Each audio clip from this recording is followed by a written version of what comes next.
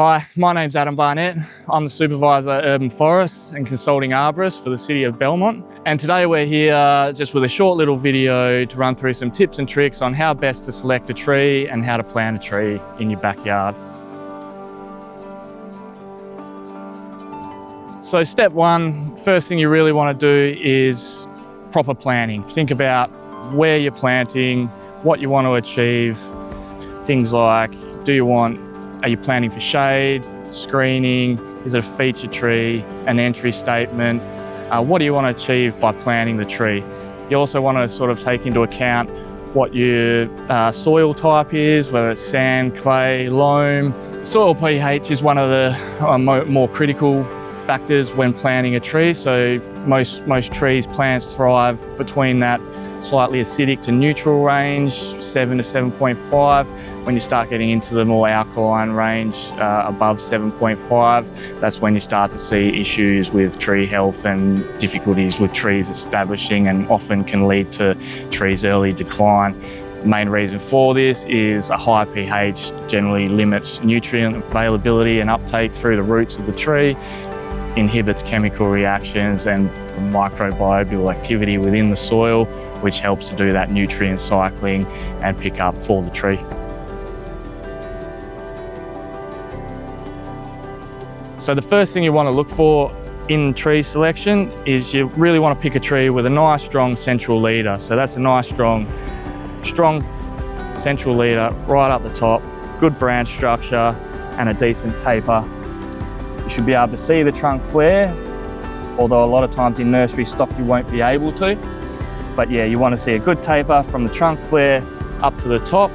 We don't want them being stringy, and they should be able to support themselves. So when we take them off the ties or off the stake, they should be able to hold themselves up and not tip over. We don't want to be seeing any yellow, brown or chlorotic sort of foliage or dead sticks or twigs, which can often sort of suggest there's something not right with the roots. So yeah, that's the next thing. You also want to, when you take a step back and have a look at it, it shouldn't be too sparse. You don't want to be able to see straight through the tree. It should be a nice thick foliage, as both these particular trees are.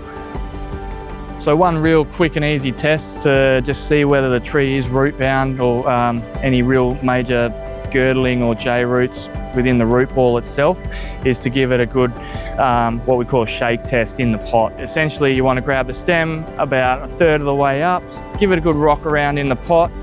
Don't be afraid to give it a pretty decent one.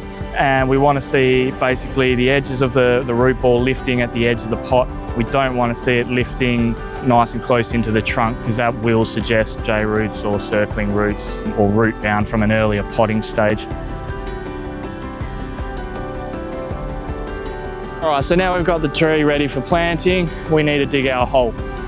Lucky enough, my team dug me this hole just before, so I'm a bit spoiled in that regard. So that's step one, is dig a nice square hole, ideally 2 to 3 times the size of the potting size itself. And this is to give the roots the best chance of actually getting out and getting into the surrounding soil. Last thing with the roots before we plant the trees, we just want to have a look down the bottom. Now, being that they've been in the pot for a while, you see there's a pretty big mess of roots down the bottom. So basically you can use a sharp shovel or a silky, and you basically just want to shave that bottom 1 to 2 centimeters off. As I said, a sharp shovel works, or otherwise something like a silky is also something you can use quite easily. You just saw through if it's not a good one. And then we're basically getting rid of the mat of roots at the bottom. That's going to create more division and encourage the roots to continue to grow. You can just throw this in the bottom, break it up and throw it in the bottom of the hole. It's always good for the tree, so we're going to do that right now.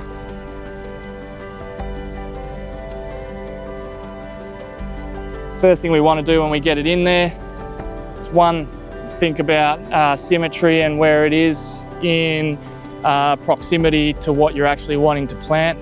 So if you're looking out of your family room, something like that, you want to pick the side of the tree that you're going to be looking at the most. If it's a feature out the front of your house, then you probably want the nicer side of the tree to be facing out the front.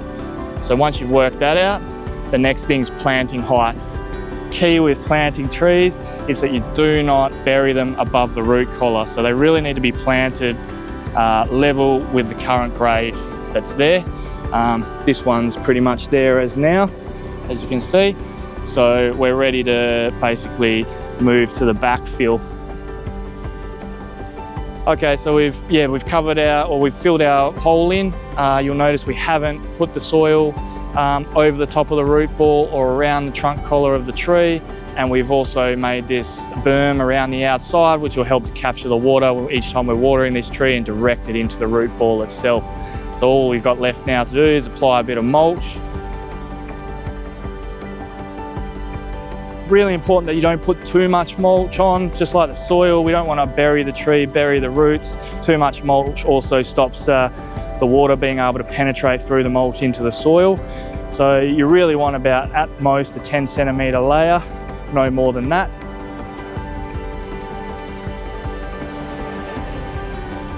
So last thing now is to water the tree. Being a new tree, we really want to focus on the root ball itself. Over time, we'll start to water further and further out from the root ball, but certainly for the first month, really focus that water inside that berm and into the root ball there.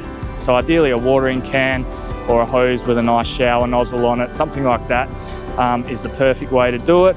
And basically we're just going to give it a nice water.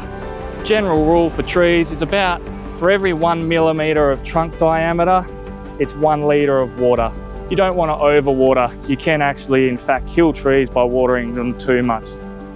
Hopefully that's given you a bit of extra information, a bit more to go to the nursery with. Definitely have a discussion with them about it. Have a really good think about what you want out of a tree, but follow these steps and yeah, you have a really good tree.